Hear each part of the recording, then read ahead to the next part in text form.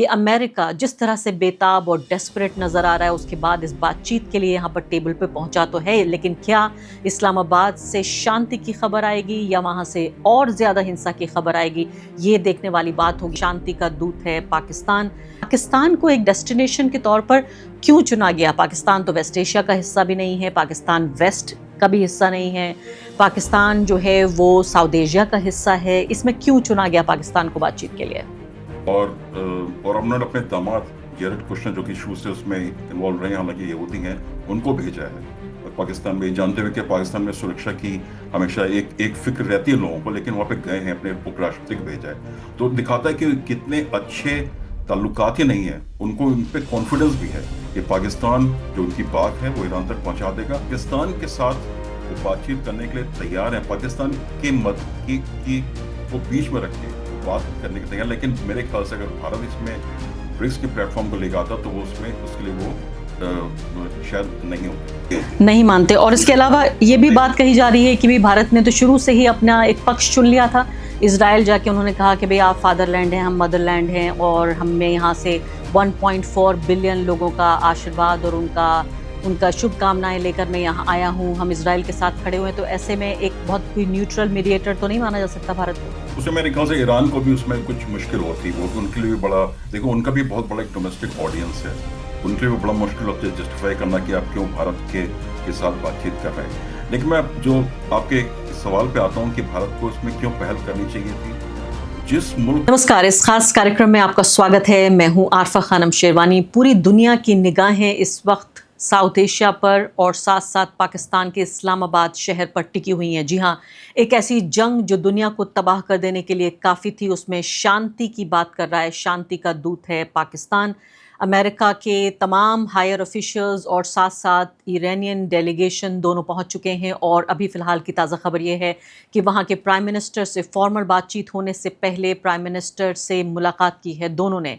दोनों के जो बयान हैं अब तक वो बड़े ही हैरान कर देने वाले हैं कि ऐसे हॉस्टाइल एनवायरनमेंट में किस तरह से बातचीत होगी, जबकि ईरान के जो विदेश मंत्री हैं वो ये कह रहे हैं कि डिस्ट्रस्ट के साथ, यानी अविश्वास के साथ वो इस बातचीत की शुरुआत कर रहे हैं। और दूसरे जो वेंस साहब हैं, जेडी वेंस, जो उपराष्ट्रपति हैं अमेरिका के, वो कह रहे हैं कि Iran should not try to play us, हमारे साथ खेल करने की कोशिश ना करे। लेकिन दुनिया ये तमाशा देखने के लिए तैयार है, खासकर वो दुनिया जिसने पहले फ़िलिस्तीन में 2 साल का नरसंहार देखा और उसके बाद ईरान के ऊपर जिस गैर कानूनी नाजायज़ तरीके से ये हमला किया गया, कि अमेरिका जिस तरह से बेताब और डेस्परेट नज़र आ रहा है, उसके बाद इस बातचीत के लिए यहाँ पर टेबल पे पहुँचा तो है, लेकिन क्या इस्लामाबाद से शांति की खबर आएगी या वहाँ से और ज़्यादा हिंसा की खबर आएगी, ये देखने वाली बात होगी। लेकिन फ़िलहाल जो खबर आ रही है वो ये कि इस्लामाबाद में तमाम पूरी तरीके से एक किले के तौर पर तब्दील कर दिया गया है। एक ही होटल में वहीं पर कॉन्फ्रेंस होने वाली है।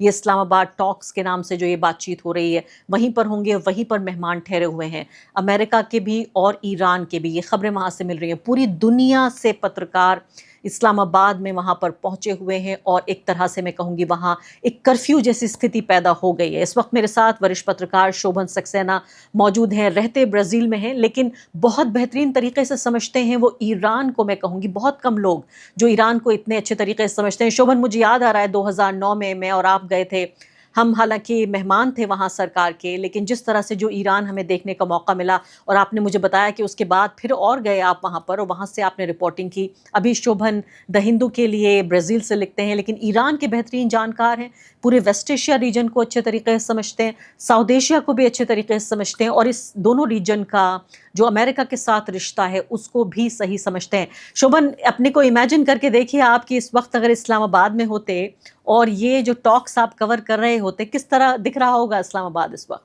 पहले तो आरफा बहुत बहुत शुक्रिया कि आपने अपने प्रोग्राम में दावत दी, बहुत बहुत शुक्रिया आपको इस बात के लिए। काश मैं इस वक्त इस्लामाबाद में होता और 2009 में इस्लामाबाद जाने का मौका मिला था, जो बेनज़ीर भुट्टो के असैसिनेशन के बाद जो पहला इलेक्शन वहाँ पे हुआ था और जमहूरियत वहाँ पे वापस आई थी, तो वही बड़ा अच्छा एक्सपीरियंस रहा था। और ईरान, जैसे आपने बताया शुरू में कि ईरान जाने का मौका मुझे मिला है, कई बार मिला है।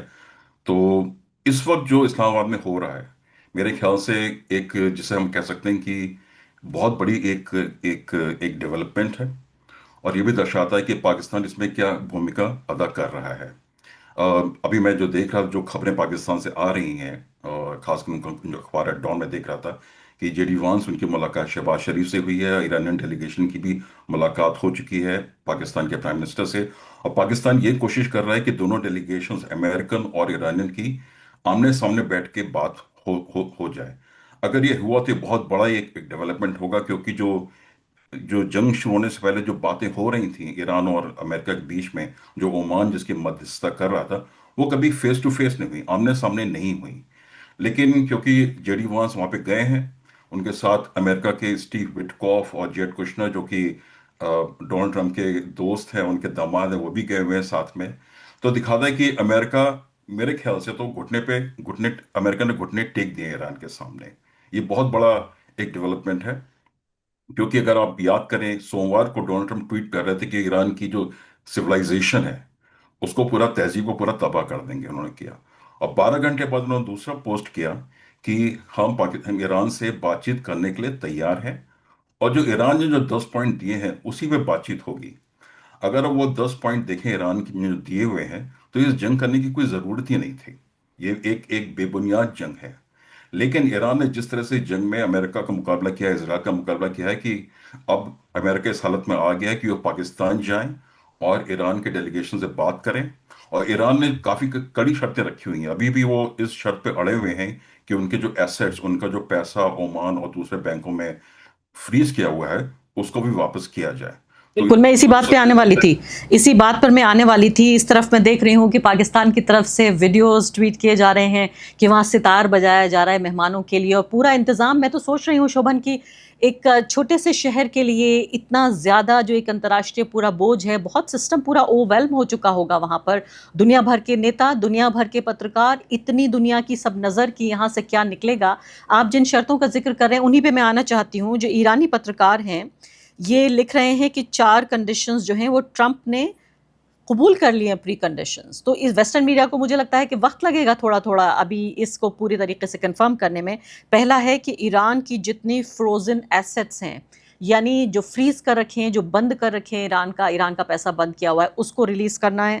दूसरी बड़ी बात है कि लेबनान में सीज़ फायर कराने वाली बात, ये ईरानी पत्रकार क्लेम कर रहे हैं कि इस पर भी घुटने टेक दिए हैं। तीसरी बात ये है कि जो limitation on passage through the strait of Hormuz to 15 vessels per day with transit payment, सिर्फ 15 जो हैं वो वहाँ पर वेसल्स को, जहाज़ों को, पानी के जहाज़ों को ले जाया जा सकेगा, ये ईरान की शर्त मान चुके हैं। और यूएस फोर्सेस जो हैं और उनका जो इक्विपमेंट है, उनके हथियार हैं, उनका रीडिप्लॉयमेंट नहीं होगा। ये तो जो आप कह रहे हैं घुटने टेक दिए हैं, घुटने टेकने से ज़्यादा शोभन, ये तो सजदा करने जैसा हो गया कि एक देश जिसने अटैक किया था ये कहते हुए कि हम तख्ता पलट करेंगे, सत्ता परिवर्तन करेंगे, अपनी पसंद की सरकार बनाएंगे ईरान में, उससे शुरू होकर अब ये जो पुराने 50 साल का हिसाब था, ईरान तो 50 साल का बदला ले रहा है। बिल्कुल ऐसे ही, क्योंकि देखिए, आप जब जंग शुरू हुई तो उसके तो डोनाल्ड ट्रंप ने बड़े बड़े दावे किए। हालांकि डोनाल्ड ट्रंप के ट्वीट को, पोस्ट को सीरियसली लेना अपने आप में गलती होगी, क्योंकि वो अभी कुछ कहते हैं, उसके एक घंटे बाद अपनी पोजीशन वो बदल देते हैं। एक ही ट्वीट में वो ऐसी बातें कहते हैं कि वो आपस में कॉन्ट्रडिक्टरी होती है, विरोधाभासी होती हैं। लेकिन पेंटागन ने यह दावा किया कि ईरान की नेवी खत्म हो चुकी है, ईरान की एयरफोर्स खत्म हो चुकी है, ईरान का मिसाइल सिस्टम खत्म हो चुका है। तो इसका मतलब है कि यूएस जो था वो उस पर हावी हो गया था, ईरान पे। तो जो देश हावी होता है, जो मुल्क जीत रहा होता है, वो क्यों पीस डील के लिए जाएगा? फिर तो आप चाहते थे कि ईरान को पूरी तरह से आप ध्वस्त कर दें और ईरान से वो सभी शर्तें आप मनवा लें, चाहे उनका यूरेनियम एनरिचमेंट का प्रोग्राम हो, बैलिस्टिक मिसाइल का हो, आप मनवा लेते। लेकिन आप पीस के लिए राजी हो गए। आप इसलिए राजी हुए क्योंकि इसमें इसमें कोई दो राय नहीं कि ईरान का नुकसान हुआ है। सब लोग जानते हैं, उनके बड़े बड़े सुप्रीम लीडर, उनकी हत्या हुई, मारे गए। अली लाजानी साहब मारे गए, आईजीसी कमांडर्स मारे गए। और मैं कल पढ़ रहा था ईरान के उसमें कि कम से कम 9 से 10 हजार सिविलियन बिल्डिंग्स हैं, उनका नुकसान हुआ है। लेकिन अमेरिका के बहुत ज़्यादा नुकसान हुआ है, और इसके बारे में वेस्टर्न मीडिया बहुत खामोश है। अमेरिका के 13 बेसिस हैं गल्फ में, और सभी बेसिस या तो ध्वस्त हो चुके हैं या इस हालत में नहीं है कि वो काम कर सके। ये बहुत बड़ी घटना है। द्वितीय विश्व युद्ध के बाद से आज तक अमेरिका के बेस पे कभी भी अटैक नहीं हुआ। उनके बड़े बड़े रडार, जो कि 3 बिलियन $4 बिलियन के रडार सिस्टम था, जिनके बारे में वो बहुत हंगामा करते हैं कि उससे अच्छा सिस्टम है नहीं, वो ध्वस्त हो चुके हैं उनके उनके जो जहाज F-35 F-15 जो कहते हैं कि रडार उसको देख भी नहीं पाता है, उस जहाज को भी ईरान ने गिरा दिया, उसको कर दिया। उसको उनके पायलट्स वहां पे गिरे, उनको निकालने के लिए गया तो वो उनके 4 जहाज और गिराए गए। अमेरिका को इतना ज्यादा नुकसान हुआ है, ना केवल मिलिट्री के तौर पे, अमेरिका की एक छवि थी जो सुपर पावर की। और जिन्होंने वेनेजुएला में जिन्होंने किया था, वहाँ के मदुरो प्रेसिडेंट को उन्होंने जो किडनैप कर लिया था और एक हवा बनाया था डोनाल्ड ट्रम्प ने कि शायद यही काम वो ईरान में कर देंगे, उसके बाद क्यूबा में कर देंगे। तो पूरी दुनिया में देख लिया है कि ईरान ने जिस तरह से जबरदस्त मुकाबला किया, ना कि मुकाबला किया है बल्कि एक तरह से शिकस्त दे दी है अमेरिका की मिलिट्री को। और उनके जो ऑब्जेक्टिव थे, कोई भी उनको ऑब्जेक्टिव देखिए पूरा नहीं हुआ। किसी जंग का में कौन जीतता है क्या हारता है, उसका फैसला इस बात से नहीं होता कि किसका कितना नुकसान हुआ। नुकसान के दृष्टिकोण से देखें तो वियतनाम वॉर में वियतनामी 10 लाख वियतनाम के लोग मारे गए थे, अमेरिका के केवल 60,000 सैनिक मारे गए थे। लेकिन वहां से अमेरिका को 10 साल बाद जंग करने के बाद भागना पड़ा, आपका ऑब्जेक्टिव सफल नहीं हुआ। और यही बात ईरान में हुई, ईरान का नुकसान हुआ है ज्यादा, इस बात को मैं मानता हूँ। लेकिन आपका ऑब्जेक्टिव क्या था? आपने जो भी लेके गए थे कि हम वहां पे तख्ता पलट कर देंगे, जैसे आपने, वो भी नहीं हुआ। विद्रोह हो जाएगा ईरान में, वो भी नहीं हुआ। उनके जो सिस्टम है कोलैप्स कर जाएगा, वो भी नहीं हुआ। वो डटे हुए हैं, लड़ रहे हैं और लड़ने के लिए तैयार है। और देखिए कितनी इंटरेस्टिंग बात है कि ईरान इस वक्त ज्यादा कड़ी सख्त पोजीशन ले रहा है कि हम शांति करना चाहते हैं, करेंगे, लेकिन अपनी शर्तों पे करेंगे। बहुत बड़ी ये बात है होता है। शोभन, ये बहुत बड़ी बात है। और दो बातें मैं दर्शकों के लिए हाईलाइट करना चाहती हूँ। आपने दो बात कही है कि अगर अमेरिका जैसा वर्ल्ड पावर अगर वो जीत रहा होता तो बातचीत के लिए अपने उपराष्ट्रपति को क्यों भेजता, और दोनों लोग जो हैं, जो उनके दामाद भी हैं और दूसरे, हालांकि ये देखिए आपके एक ऐसा रीजन जहां पर धर्म को लेके माना जाता है कि एक तरह का ये एक रिलीजन या एक सिविलाइजेशनल, ये क्लैश ऑफ सिविलाइजेशन है, उसमें दोनों यहूदी लोगों को चुना है उन्होंने बातचीत के लिए, ईरान से बातचीत के लिए। ये भी अपने आप में देखिए कि कैसी बात है। लेकिन अगर ऐसा होता तो आप ये कह रहे हैं कि क्यों बातचीत के लिए तैयार होता। दूसरी महत्वपूर्ण बात आप ये कह रहे हैं कि द्वितीय विश्व युद्ध के बाद, वर्ल्ड वॉर 2 के बाद पहली बार ऐसा हुआ है कि अमेरिकी सैनिक ठिकानों पर हमला हुआ है। अगला सवाल जो मैं आपसे पूछना चाहती हूँ वो पाकिस्तान के मद्देनज़र है, क्योंकि भारत के लिहाज से अगर देखा जाए, यहाँ बहुत बेशर्मी से इस पूरे मामले पर कवरेज हो रहा है। और आपको अफसोस होगा ये देख कर कि कैसे टेलीविज़न अपने आप को इतना बेनकाब कर रहा है। यहाँ का टीवी जो हमने देखा था कि सिंदूर ऑपरेशन के वक्त में जब ये कहता था टेलीविज़न कि देखिए देखिए, आइए आइए, अब कराची पर हमला हो गया, अब लाहौर तक पहुंच गई भारत की जो सेना पहुंच गई। और इस तरह से उन्होंने तमाशा बना रखा था भारत की विदेश नीति का, भारत की सरकार का, भारत की मीडिया का भी। अभी भी जो विदेशी लोग हैं, अमेरिकन कमेंटेटर्स, वो कोच कर रहे हैं, वो बाकायदा उन्हें उनकी क्लास लगा रहे हैं लाइव टेलीविजन पे कि बच्चों जैसी हरकतें क्यों कर रहे हो। अभी एक वेस्टर्न कमेंटेटर ने कहा कि अगर मेरे हाथ में होता और मैं स्कूल टीचर होता तो तुमको डिटेन करता 30 मिनट के लिए, तुमको सजा देता 30 मिनट के लिए। तो यहाँ तो इस तरह का कवरेज हो रहा है। लेकिन अगर एक डिस्पैशनेटली इसको देखने की कोशिश करें और थोड़ी देर के लिए भूल जाएं कि हम भारत की तरफ से बातचीत नहीं कर रहे हैं, तो इसको पाकिस्तान को एक डेस्टिनेशन के तौर पर क्यों चुना गया? पाकिस्तान तो वेस्ट एशिया का हिस्सा भी नहीं है, पाकिस्तान वेस्ट का भी हिस्सा नहीं है, पाकिस्तान जो है वो साउथ एशिया का हिस्सा है। इसमें क्यों चुना गया पाकिस्तान को बातचीत के लिए? अरफा, पहली बात तो भारत से दूर रहने का एक फायदा यह है कि मुझे भारत के टीवी चैनलों को झेलना नहीं पड़ता है। और कभी कभी क्लिप्स जो हैं वो सोशल मीडिया पे दिख जाती हैं, उससे ज्यादा कोई दिखता नहीं है, उसको देखने का मुझे कोई लगता नहीं कोई फायदा मेरी है। देखिए, पाकिस्तान एक बहुत ही अहम रोल इस वक्त निभा रहा है। और ब्राजील के मीडिया में भी आजकल देखिए, यहाँ पे पाकिस्तान का कभी नाम नहीं आता है। कभी यहाँ वहाँ पे कोई टेरर अटैक हो जाए, कोई बात, तभी उसकी अटैक आता है। और पिछले 3 दिन से मैं देख रहा हूँ यहाँ के बड़े बड़े जो चैनल्स हैं, बड़े बड़े साइट्स हैं, उनमें सब में हेडलाइंस में पाकिस्तान, यहाँ पे पाकिस्तान बोलते हैं पुर्तगीज में, पाकिस्तान। तो ये पाकिस्तान की एक छवि जो है उसमें काफी सुधार होगा, काफी इससे इससे इससे सुधरेगी और यह अच्छी छवि होगी। देखिए, मेरे ख्याल से अमेरिका को इस वक्त पाकिस्तान की बहुत ज्यादा जरूरत है। पाकिस्तान ही है एक ऐसा मुल्क जो इस वक्त अमेरिका को एक ऑफ रैम, जो से अमेरिका अंग्रेजी में कहते हैं, इस मुसीबत से निकाल सकता है। क्योंकि ओमान ने मत्स्य करने से मना कर दिया, वो नहीं कर सकते, उनके साथ बड़ा बड़ा धोखा हुआ। और ओमान के जो विदेश मंत्री हैं, जब ये जंग शुरू हुई तो उन्होंने एक पोस्ट लिखी थी, उन्होंने उसमें यूएस की बहुत भर्त्सना की, निंदा की कि अमेरिका की जो फॉरेन पॉलिसी है पूरी तरह से बिखर चुकी है। सऊदी अरेबिया, टर्की और इजिप्ट, और 3 मुल्क इसमें शामिल हैं। वहां ईरान का डेलीगेशन जाएगा नहीं, जा नहीं सकता, क्योंकि उनके अपने मसले हैं उनके साथ। और पाकिस्तान का ईरान के साथ एक बहुत लंबा बॉर्डर है, मेरे ख्याल से 900 से 1000 किलोमीटर का बॉर्डर है। और देखिए, ये पाकिस्तान की डिप्लोमेसी की तारीफ करनी पड़ेगी। देखिए, कहते हैं अंग्रेजी में कहते हैं ना कि when the credit is due it should be given. कि उसके रिश्ते यूएस के साथ तो हमेशा से अच्छे रहे, खास करके सुरक्षा के मामलों में, सिक्योरिटी एस्टेब्लिशमेंट के मामले में। उनके रिश्ते चीन के साथ भी बहुत अच्छे हैं। और देखिए, वो किस तरह से बैलेंस करके चलते हैं। वो चीन भी जाते हैं, वो अमेरिका से ये बात कर रहे हैं। और पाकिस्तान के जो डिप्टी प्राइम मिनिस्टर हैं, जो कि वहाँ के विदेश मंत्री भी हैं, इशाक डार साहब, वो अभी चीन गए थे। वो चीन के विदेश मंत्री वांग ई से मिले और उनकी अच्छी किसी बातचीत थी। और चीन की इसमें बड़ी भूमिका है, लेकिन चीन बैकग्राउंड में रहकर इस रोल को निभा रहा है। जो उनका स्टाइल है, उनका, वो कभी बहुत खुल के सामने नहीं आते हैं, बहुत जोर शोर से बात नहीं करते हैं, वो असली काम करते हैं। तो चीन से ही बात कर रहे हैं वो, ईरान से तो बात कर ही रहे हैं। उनका हमसाया मुल्क है वो, ईरान। और जब से डोनाल्ड डोनाल्ड ट्रम्प साहब अमेरिका के राष्ट्रपति बने, तो उनका जो रवैया पाकिस्तान के प्रति रहा है, वो बहुत ही अलग रहा है। असीम मुनीर को, जो वहाँ के सेना के चीफ हैं, उनको वो 2 बार शायद व्हाइट हाउस में बुलाकर उनसे मुलाकात कर चुके हैं। और अब उन्होंने अपने दामाद जेरेड कुशनर, जो कि शुरू से उसमें इन्वॉल्व रहे हैं, हालांकि यहूदी हैं, उनको भेजा है पाकिस्तान में, जानते हुए कि पाकिस्तान में सुरक्षा की हमेशा एक एक फिक्र रहती है लोगों को, लेकिन वहां पे गए हैं, अपने उपराष्ट्रपति को भेजा है। तो दिखाता है कि कितने अच्छे ताल्लुकात ही नहीं है, उनको उन पे कॉन्फिडेंस भी है कि पाकिस्तान जो उनकी बात है वो ईरान तक पहुंचा देगा। और लेकिन ईरान को शोभन, कॉन्फिडेंस है। शोभन आपको इस बात की चिंता नहीं हो रही है कि क्या ये इतने बड़े बड़े नेता वहां पर सुरक्षित रहेंगे? कहा तो ये जा रहा है कि जो फाइटर जेट्स वगैरह हैं वो हवा में चक्कर लगा रहे हैं, लेकिन चिंता तो एक हो सकती है क्योंकि अमेरिका को लेकर एक जो वहाँ पाकिस्तानी अवाम है उसमें भी एक गुस्सा, एक गम, एक हॉस्टिलिटी का माहौल है। एक बड़ी शिया आबादी है जो इस बात से नाराज़ है कि अमेरिका ने ईरान के ऊपर क्यों हमला किया। ईरान के बाहर तो सबसे बड़ी शिया आबादी शायद पाकिस्तान में ही है।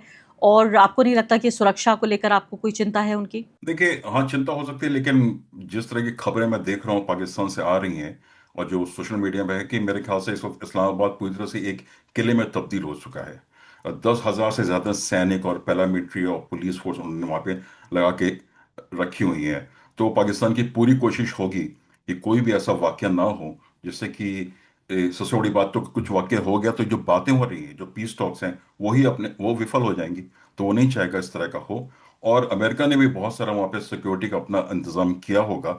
और ये भी मैंने पढ़ा, वो खास करके ईरान की प्रेस में, कि ईरान के विदेश मंत्री अरागची साहब और जो उनके स्पीकर हैं गालिबाफ, वो तभी पाकिस्तान पे जाने के लिए राजी हुए जब उनको इस बात की गारंटी दी कि पूरी तरह से सुरक्षित रहेंगे। केवल उनको खतरा केवल पाकिस्तान से नहीं, उनको खतरा इसराइल से भी है। क्योंकि बिल्कुल। इसराइल ने एक काम कई जगह किया है कि जो हमास के चीफ जो तेहरान गए थे उनके प्रेसिडेंट के इनॉग्रेशन में, उनकी हत्या तेहरान में ही कर दी गई थी। हम्म। और इसराइल तो इसमें बहुत माहिर है कि लोगों को दूसरे देशों में जाकर मारना है।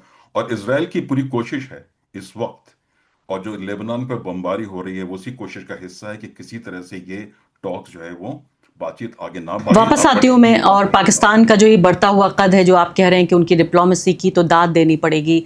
भारत और पाकिस्तान के जितने कॉम्प्लेक्स जटिल रिश्ते हैं उन पर भी बातचीत करने का मौका आएगा, लेकिन आज शायद वो दिन नहीं है। लेकिन मैं आपसे ये जानना चाहती हूँ, ये बताइए कि हम तो तथाकथित रूप से पिछले 12 साल में विश्वगुरु थे। हमारी बात तो अमेरिका भी सुनता है, हमारी बात पूरी दुनिया सुनती है। खुद हमारे मंत्री महोदय ने ये कहा कि अमेरिका कोई भी काम हमारी मर्जी के बगैर नहीं करता अभी। और इसके अलावा राष्ट्रपति बनने के बाद डोनाल्ड ट्रंप ने जो पहले फ़ोन किए जिन विश्व नेताओं को, उनमें नरेंद्र मोदी जी का नाम था। और इसके अलावा इस बात को भी, सरकार को भी थोड़ी देर के लिए अलग करें तो हम तो गौतम बुद्ध का देश हैं, हम महात्मा गांधी का देश हैं, हम दुनिया का सबसे बड़ा लोकतंत्र हैं। ये बातचीत की पहल तो हम भी कर सकते थे। अमेरिका मान लेते हैं, अगर अमेरिका ही कह रहा है पाकिस्तान को ये बातचीत करने के लिए, तो ये बातचीत के लिए तो हमें भी चुना जा सकता था। देखिए, मुझे लगता है कि हमें इस बातचीत की पहल 2 वजह से करनी चाहिए थी। पहली वजह तो ये है कि 2026 में जो ब्रिक्स की प्रेसिडेंसी भारत के पास है, और ईरान ब्रिक्स का मेंबर है, यूएई भी ब्रिक्स का मेंबर है, सऊदी अरेबिया भी ब्रिक्स से जुड़ा हुआ है। तो ये तीन जो हमारे पड़ोसी मुल्क तो नहीं है, लेकिन हमारे वेस्ट एशिया हमसे बहुत दूर नहीं है, जिसको हम इमीडिएट नेबरहुड कहते हैं, वहां पे है। तो उसको, उन देशों को एक टेबल पे हमको बुलाना चाहिए था। और मुझे याद है कि ईरान के राष्ट्रपति पेजेश्कियान साहब ने भी इन्होंने इस बारे में बोला भी था कि वो चाहते हैं कि ब्रिक्स के प्लेटफॉर्म पे इस समस्या का समाधान होना चाहिए। उसके बाद भी हमारी तरफ से कोई पहल नहीं हुई। मुझे लगता है उसकी एक वजह यह है कि डोनाल्ड ट्रंप को ब्रिक्स शब्द से ही उनको नफरत है, चिढ़ है वो। हम्म। और वो पहले ऐसे राष्ट्रपति हैं जो कि ब्रिक्स 2007-8 में बनाए, जबकि जॉर्ज बुश प्रेसिडेंट थे, उसके बाद ओबामा आए, उसके बाद बाइडेन आए, ट्रंप आए। किसी भी अमेरिका के प्रेसिडेंट ने आज तक ब्रिक्स का नाम नहीं लिया। उन्होंने उसको इग्नोर किया या उसका मखौल, कुछ भी नहीं किया, उन्होंने उसका नाम तक नहीं लिया। डोनाल्ड ट्रंप एक ऐसे प्रेसिडेंट हैं अमेरिका के जो कि ब्रिक्स पे सीधे हमला कर रहे हैं। वो ब्रिक्स की करेंसी की बात करते हैं। वो कहते हैं कि ब्रिक्स ने डॉलर को छोड़ा तो हम उसमें 100% टैरिफ लगा देंगे। तो एक आई थिंक, मैं मेरे ख्याल से भारत इसलिए बहुत कॉशियस है कि हम ब्रिक्स में अगर हम इसको समस्या को समाधान करने की कोशिश करेंगे तो अमेरिका उसमें नहीं आएगा। ये हम्म। बहुत खास एक एक एक फर्क है कि पाकिस्तान के साथ वो बातचीत करने के लिए तैयार है, पाकिस्तान के मत की को बीच में रखे वो बात करने के तैयार। लेकिन मेरे ख्याल से अगर भारत इसमें ब्रिक्स के प्लेटफॉर्म को लेकर आता तो वो उसमें उसके लिए वो शायद नहीं होते। नहीं मानते। और इसके अलावा ये भी बात कही जा रही है कि भी भारत ने तो शुरू से ही अपना एक पक्ष चुन लिया था।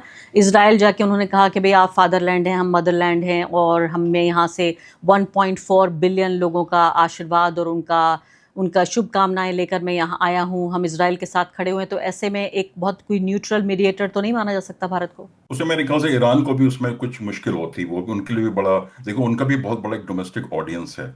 उनके लिए भी बड़ा मुश्किल होता है जस्टिफाई करना कि आप क्यों भारत के साथ बातचीत कर रहे हैं।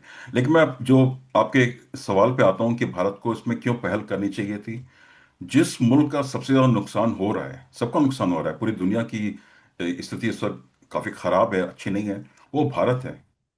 हमारे पास पेट्रोल गैस नहीं आ पा रहा है, हमारा एक्सपोर्ट नहीं जा पा रहा है। हमारे लिए जो गल्फ के जो ये जीसीसी के मुल्क हैं, हमारे लिए बहुत बड़ा डेस्टिनेशन है यहाँ एक्सपोर्ट का, इंडिया का बहुत बन जाता है। और तीसरी बात, हमारी बहुत बड़ी आबादी माइग्रेंट्स वहाँ पे रहते हैं। तो ना कि उनकी जान और माल को खतरा है, बल्कि जो रेमिटेंस वहाँ से आता है उसके लिए भी खतरा हो गया है। हालांकि चीन को भी प्रॉब्लम हो रही है, जापान को भी प्रॉब्लम हो रही है कि इस तरह की तीन बड़ी समस्याएं। देखिए, आपकी एनर्जी की क्राइसिस हो गई, आपका एक्सपोर्ट अफेक्टेड हो गया। आपका एक्सपोर्ट अफेक्ट होगा तो हमारे जो कारखाने, मैंने तो खैर जापान टेलीविजन की रिपोर्ट देखी कि सूरत में कारखाने बंद हो रहे हैं। मैंने किसी इंडियन मीडिया में नहीं देखी, मैंने जापान की टेलीविजन रिपोर्ट देखी कि सूरत के कारखाने जहाँ पे कॉटन के कपड़े बंद हो रहे हैं, और मजदूर वहां से छोड़ छोड़ के अपने गांव की तरफ जा रहे हैं। तो आपके लिए तो जो उसको एक परफेक्ट स्टॉर्म बोलते हैं कि तीन तरह की समस्या आपके लिए खड़ी हो गई, जो कि एक इमर्जिंग कंट्री की इकोनॉमी जो कि बहुत स्थिर नहीं आपके है। सवाल का मेरे पास जवाब है। आप कह रहे हैं कि आपको जापान की टीवी पे देखना पड़ा। जापान की टीवी पर आपको इसलिए देखना पड़ा क्योंकि भारत के टीवी पे फिलहाल ये चल रहा है कि हमें युद्ध मंजूर है, लेकिन पाकिस्तान में ये बातचीत कामयाब नहीं होनी चाहिए। पाकिस्तान तबाह होना चाहिए, बर्बाद होना चाहिए। पाकिस्तान की डिप्लोमेसी की जीत नहीं होनी चाहिए। पाकिस्तान दुश्मन देश है, इसलिए हमें शांति नहीं चाहिए, हम युद्ध सह लेंगे। आज एंकर्स चिल्ला चिल्ला कर, हिंदी में भी चिल्ला रहे हैं, अंग्रेजी में भी चिल्ला रहे हैं, चिल्ला चिल्ला कर कह रहे हैं, भोंपू बजा रहे हैं यहाँ पर और कह रहे हैं कि हमें युद्ध मंजूर है, शांति नहीं होनी चाहिए। क्योंकि ये पाकिस्तान क्यों कर रहा है शांति, इसलिए आपको जापान टीवी पे जाना पड़ा है। अब बिल्कुल आपसे आखिरी बात ये बताइए कि कितनी संभावना है इन पीस टॉक्स के कामयाब होने की और नाकाम होने की? मेरे ख्याल से तो ये कामयाब होंगी। अगर आज नहीं होती हैं तो एक हफ्ते बाद या 10 दिन बाद, एक महीने बाद अमेरिका को ईरान के साथ पीस करनी पड़ेगी, संधि करनी पड़ेगी। उसमें जो 10 पॉइंट ईरान ने दिए हैं, हो सकता है कि 10 के 10 पॉइंट वो ना माने, 8 माने, 6 माने, 7 माने, लेकिन अमेरिका को मानना पड़ेगा। क्योंकि जैसे मैंने पहले कहा, अमेरिका ने घुटने टेक दिए हैं, अमेरिका झुका हुआ है। इसराइल का बहुत बड़ा नुकसान हुआ है, लेकिन इसराइल में क्योंकि एक तरह की सेंसरशिप है, मिलिट्री सेंसरशिप है, वहां पे क्या होता है उसकी कोई खबर ही नहीं आती है।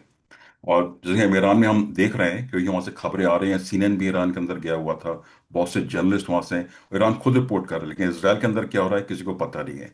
लेकिन उनको करना पड़ेगा क्योंकि डोनाल्ड ट्रंप के पास ज्यादा वक्त नहीं है। उनकी इकोनॉमी भी इस वक्त हिली हुई है। मई में उनको चीन जाना है और शी जिन के साथ उनको ट्रेड डील करनी है। उसके पहले उनको इस समस्या का समाधान करना पड़ेगा, चाहे अपनी हार माने ना माने, लेकिन उनको उनके मानेंगे नहीं, क्योंकि उनका एक स्टाइल है कि वो हर अपनी हार को भी जीत में बदल देते हैं। लेकिन वो ठीक है। संधि करनी पड़ेगी। और उनके पास फीफा का वर्ल्ड कप होने वाला है जून में। अगर हम्म। उससे पहले उन्होंने समस्या का समाधान नहीं किया तो अपने वर्ल्ड कप को भूल जाएं, उसका बॉयकॉट होगा और अमेरिका को बहुत बड़ा नुकसान होगा। तो ये मुझे लगता है संधि होगी, आज होती है कि 10 दिन बाद होती है, वो एक सवाल है जिसमें हम अभी मैं कोई भविष्यवाणी नहीं कर सकता, प्रेडिक्शन नहीं कर सकता, लेकिन आई एम वेरी होपफुल, मैं ऑप्टिमिस्टिक हूँ कि इसका अच्छा नतीजा निकलेगा। जी, बहुत बहुत शुक्रिया आपका शोभन सक्सेना इस पूरी बातचीत के लिए।